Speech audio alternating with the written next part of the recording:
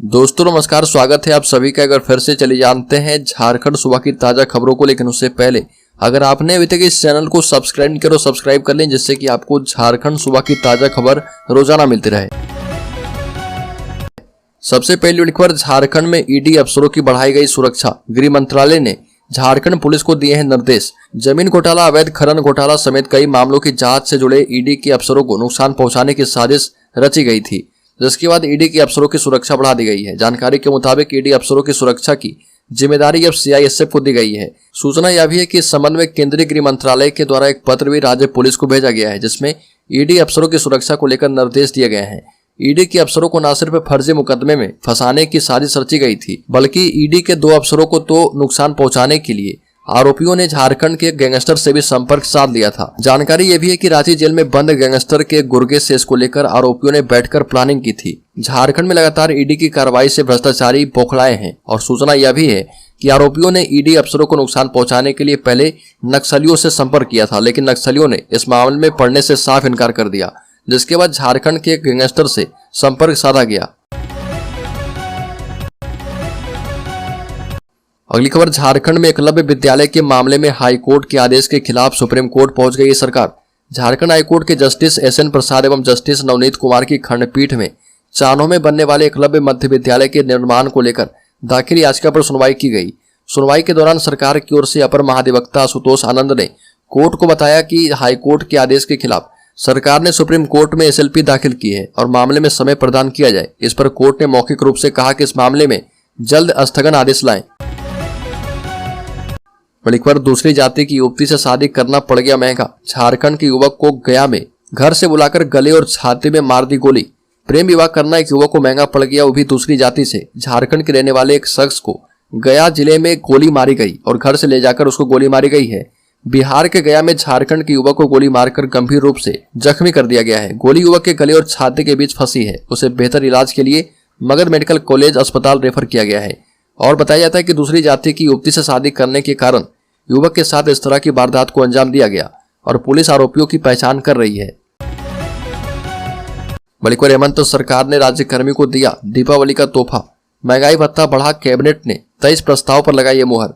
झारखंड सरकार ने दीपावली से पहले राज्यकर्मी को तोहफा दिया है और कैबिनेट में 1 जुलाई 2023 से महंगाई भत्ता में इजाफा कर दिया है। राज्य सरकार के कर्मी को हेमंत सरकार ने दीपावली का तोहफा दिया है और महंगाई भत्ते की दर में वृद्धि करते हुए 1 जुलाई 2023 से पुनरीक्षित डीए मिलेगा और इस तरह से अब 46% महंगाई भत्ता मिलेगा। इसका लाभ राज्य सरकार के सेवानिवृत्त कर्मी और उनके परिजनों को भी मिलेगा। मुख्यमंत्री हेमंत सोरेन के नेतृत्व में 3 नवंबर को हुई कैबिनेट की बैठक में महंगाई भत्ता में वृद्धि के अलावा 23 प्रस्ताव को मंजूरी दी गई थी। बड़ी खबर, जेएसएससी परीक्षा में धांधली को लेकर सड़क पर उतरे छात्र सीबीआई जांच एवं दोषियों पर कार्रवाई की मांग पर अड़ गए हैं। झारखंड कर्मचारी चयन आयोग जेएसएससी की परीक्षा में धांधली और भ्रष्टाचार को लेकर छात्र संगठनों एवं अभ्यर्थियों ने राजभवन के समक्ष प्रोटेस्ट किया। यह पहली बार नहीं है जब छात्र सड़क पर उतरे हैं।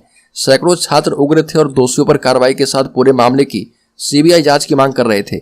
इसके पहले अभ्यर्थियों ने मोराबादी के ऑक्सीजन पार्क में राजभवन तक अधिकार मार्च निकाला और नारेबाजी करते हुए राजभवन पहुंचे और प्रोटेस्ट किया। इस दौरान अभ्यर्थी घंटों सड़कों पर बैठे रहे। इस वजह से सड़क पर जाम लग गया। अगली खबर, एलिफेंट ट्रैकिंग ऐप के जरिए हाथियों और ग्रामीणों के संघर्ष को कम करने में जुट चुका है वन विभाग।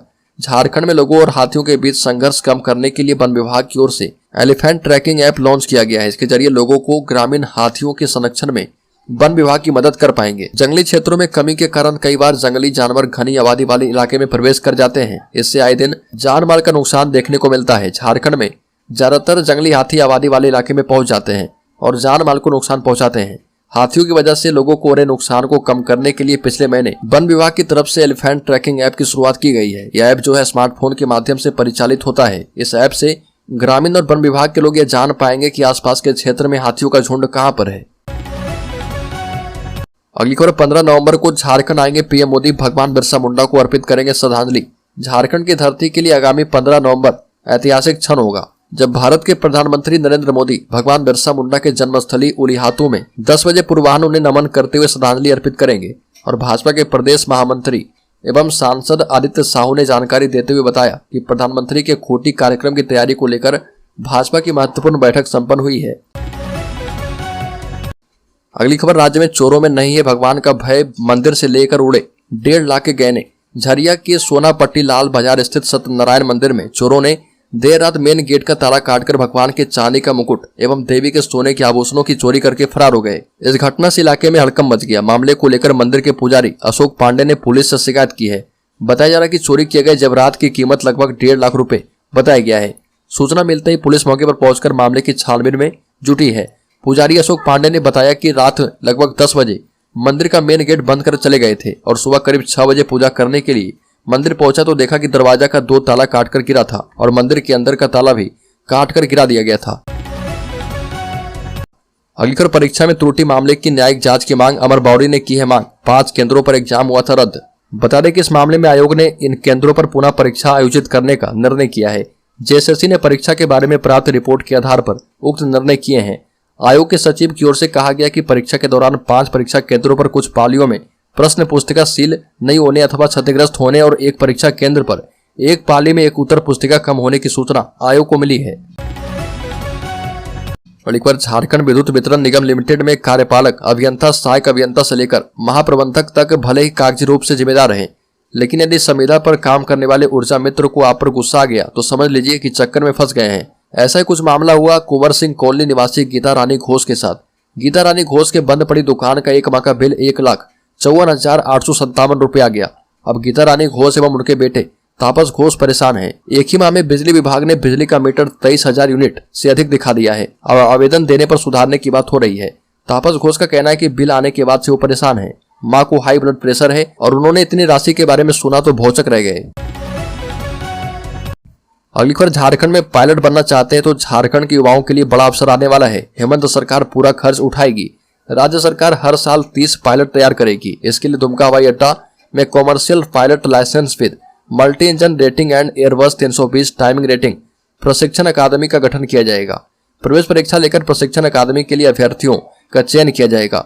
आरक्षण प्रक्रिया का पालन करते हुए 30 प्रशिक्षु पायलट का चयन किया जाएगा और उनमें से 15 प्रशिक्षुओं को राज्य सरकार 100% छात्रवृत्ति देकर मुफ्त में पायलट बनाएगी।